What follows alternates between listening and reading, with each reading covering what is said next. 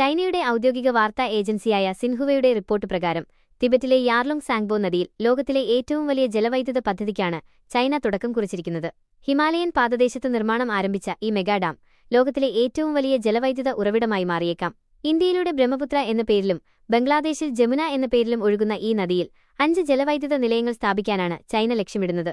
ഏകദേശം 1.2 trillion Juan, ഏകദേശം $167 billion ആണ് ഈ പദ്ധതിയുടെ ചെലവ് പ്രതീക്ഷിക്കുന്നത്. ചൈനയുടെ കാർബൺ ന്യൂട്രാലിറ്റി ലക്ഷ്യങ്ങൾക്കും തിബറ്റിലെ സാമ്പത്തിക പുരോഗതിക്കും ഇത് സഹായകമാകുമെന്ന് ചൈനീസ് അധികൃതർ പറയുന്നു. പദ്ധതി പൂർത്തിയായാൽ ഉൽപ്പാദിപ്പിക്കുന്ന വൈദ്യുതി ചൈനയുടെ മറ്റ് സംസ്ഥാനങ്ങളിലേക്ക് കൈമാറുകയും തിബറ്റിന്റെ ഊർജ്ജ ആവശ്യങ്ങൾക്ക് പിന്തുണ നൽകുകയും ചെയ്യും. ഇന്ത്യ ഈ പദ്ധതിയെക്കുറിച്ച് ശക്തമായ ആശങ്ക രേഖപ്പെടുത്തിയിട്ടുണ്ട്. 2025 ജനുവരിയിൽ ഇന്ത്യൻ വിദേശകാര്യ മന്ത്രാലയം പുറത്തിറക്കിയ പ്രസ്താവനയിൽ ബ്രഹ്മപുത്രയുടെ താഴ്ന്ന പ്രദേശങ്ങളിലേക്കുള്ള ജലപ്രവാഹത്തെ ഡാം ബാധിക്കരുതെന്ന് ചൈനയോട് അഭ്യർത്ഥിച്ചിരുന്നു. ഇതിനോടുള്ള ചൈനയുടെ ഔദ്യോഗിക പ്രതികരണം, പദ്ധതി താഴ്ന്ന പ്രദേശങ്ങളിലെ ജലപ്രവാഹത്തിൽ നിഷേധാത്മക സ്വാധീനമുണ്ടാക്കില്ല, മറ്റ് രാജ്യങ്ങളുമായി സമവായം തുടരും എന്നാണ്. പാരിസ്ഥിതികവും പ്രാദേശികവുമായ നിരവധി ആശങ്കകളും ഈ പദ്ധതി ഉയർത്തുന്നുണ്ട്.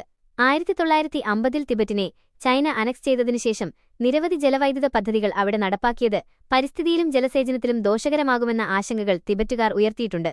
യേൽ സർവകലാശാലയുടെ ഈ 360 മാസികയുടെ റിപ്പോർട്ടനുസരിച്ച് തിബറ്റിലെ ഹിമാനികളും പ്രധാന നദികളും 10 രാജ്യങ്ങളിലെ 1.3 ബില്യൺ ആളുകൾക്ക് ശുദ്ധജലം നൽകുന്നു. കൂടാതെ ലോകത്തിലെ ഏറ്റവും ഉയരത്തിലുള്ള നദിയായ യാർലുങ് സാങ്ബോയ്ക്ക് തിബറ്റുകാർക്ക് ആത്മീയ പ്രാധാന്യമുണ്ട്. ഇന്ത്യ ചൈന അതിർത്തിക്ക് വെറും 30 കിലോമീറ്റർ അകലെയാണ് ഈ ഡാം നിർമ്മിക്കപ്പെടുന്നത് എന്നത് ആശങ്ക വർദ്ധിപ്പിക്കുന്നു. കാരണം അതിർത്തിയിൽ ഇരു രാജ്യങ്ങളുടെയും 10,000-കണക്കിന് സൈനികർ വിന്യസിച്ചിരിക്കുന്ന സാഹചര്യത്തിലാണ് ഈ പദ്ധതി ആരംഭിക്കുന്നത്. പദ്ധതി പൂർത്തിയായാൽ ചൈനയിലെ യാങ്സി നദിയിലെ 3 ഗോർജസ് ഡാമിനേക്കാൾ 3 മടങ്ങ് കൂടുതൽ വൈദ്യുതി ഉൽപ്പാദിപ്പിക്കാൻ കഴിയുമെന്നാണ് ചൈന കണക്കാക്കുന്നത്. ഈ പദ്ധതി ഇന്ത്യയുടെ ജലസുരക്ഷയെയും പാരിസ്ഥിതിക സന്തുലിതാവസ്ഥയെയും എങ്ങനെ ബാധിക്കുമെന്നത് ഒരു പ്രധാന ചോദ്യമാണ്. ഇതിന് ചൈനയുമായുള്ള നയതന്ത്രപരമായ ചർച്ചകളും ഈ വിഷയത്തിൽ കൂടുതൽ ശ്രദ്ധയും ആവശ്യമാണ്.